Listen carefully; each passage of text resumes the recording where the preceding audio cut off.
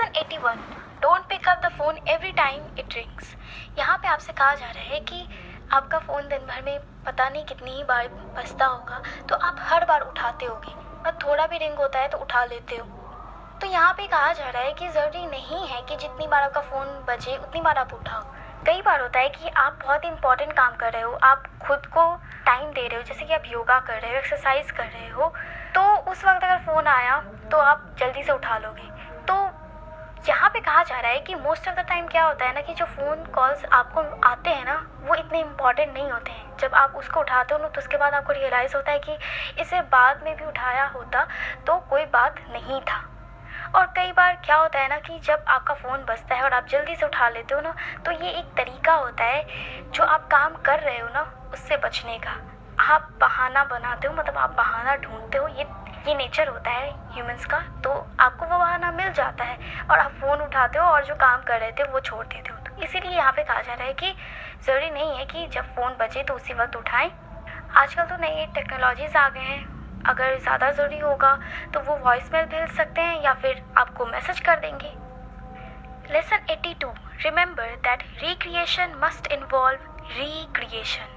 जो वर्ड है ना रिक्रिएशन, इसका मतलब होता है कि जब आपका खाली टाइम हो, जब आपको कोई काम नहीं हो, आप अपने जॉब से आ गए हो और आपको कोई काम नहीं है, तो वो जो खाली टाइम है उस खाली टाइम में जो आप खुद के एंजॉयमेंट के लिए जो करते हो उसको कहते हैं रिक्रिएशन। तो यहाँ पे कहा जा रहा है कि कई बार होता है ना कि हम जब काम से वापस आते हैं तो टीवी के सामने बैठकर और टीवी देखते रहते हैं, पर अंत में आपको रियलाइज़ होता है कि आप काम से आने के बाद जितना थके हुए थे ना, टीवी देखने के बाद उससे ज़्यादा थक गए हो। तो इसीलिए वो जो टाइम था आपको जो मिला था काम के बाद खुद के लिए, खुद के एंजॉयमेंट के लिए, आप उसका दूसरा इस्तेमाल कर सकते थे। रिक्रिएशन का मतलब ये नहीं है कि आप बस उस खाली टाइम में कुछ भी कर रहे हो। उसका मतलब ये है कि ऐसे काम करना जिससे आपको और भी ज़्यादा इंस्पिरेशन मिले कि आप और भी ज़्यादा वर्क कर पाओ, आप खुद से कनेक्ट कर पाओ उस टाइम में और अपने अंतर आत्मा से कनेक्ट कर पाओ। तो उसमें आप बहुत सारी चीज़ें हैं जो कर सकते हो, जो चीज़ें आपको पसंद है करना। जैसे कि आपको कोई बुक पढ़ना पसंद होगा और उस बुक को पढ़ने के बाद आपको और भी ज़्यादा एनर्जी मिलेगी, इंस्पिरेशन मिलेगा, और जब आप दोबारा काम पे जाओगे तो आप एक नए मूड के साथ जाओगे, आपको और भी ज़्यादा मज़ा आएगा आपका काम करने में।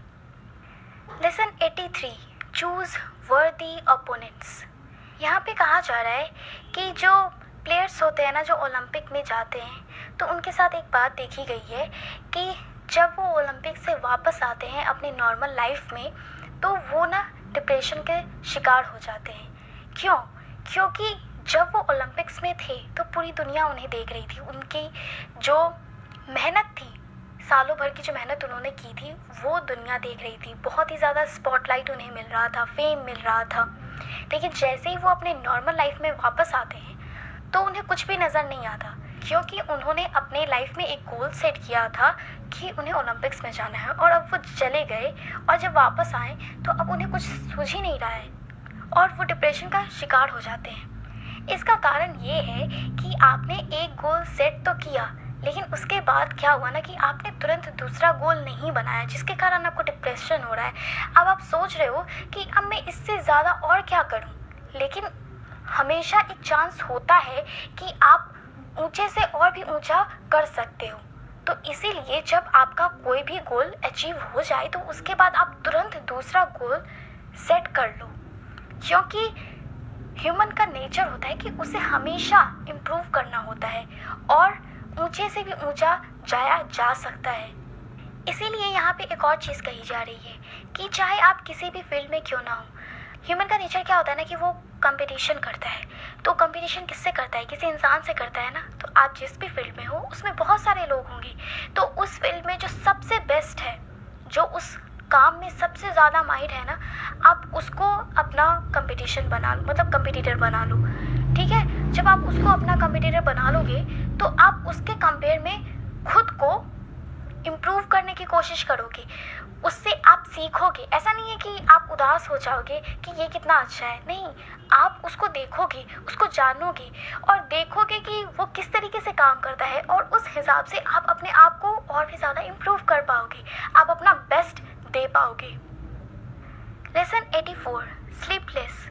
इसी बुक में पहले भी यही बात कही गई थी कि आप कितनी देर सोते हो ये मायने नहीं रखता, आप कितनी गहरी नींद में सोते हो और कितने अच्छे से सोते हो ये मैटर करता है। इसीलिए जब आपको बहुत ही अच्छी नींद आई हो और आप कम ही देर क्यों ना सोए हो, मान लो कि आपने 5 घंटा सोया हो लेकिन बहुत ही गहरी नींद आई, बहुत ही अच्छी नींद आई, तो आप उसके बाद उठ भी जाओगे और काम करोगे ना अपना, तो आपको कोई फ़र्क नहीं पड़ेगा। इसीलिए आपसे कहा जा रहा है कि कम सोइए और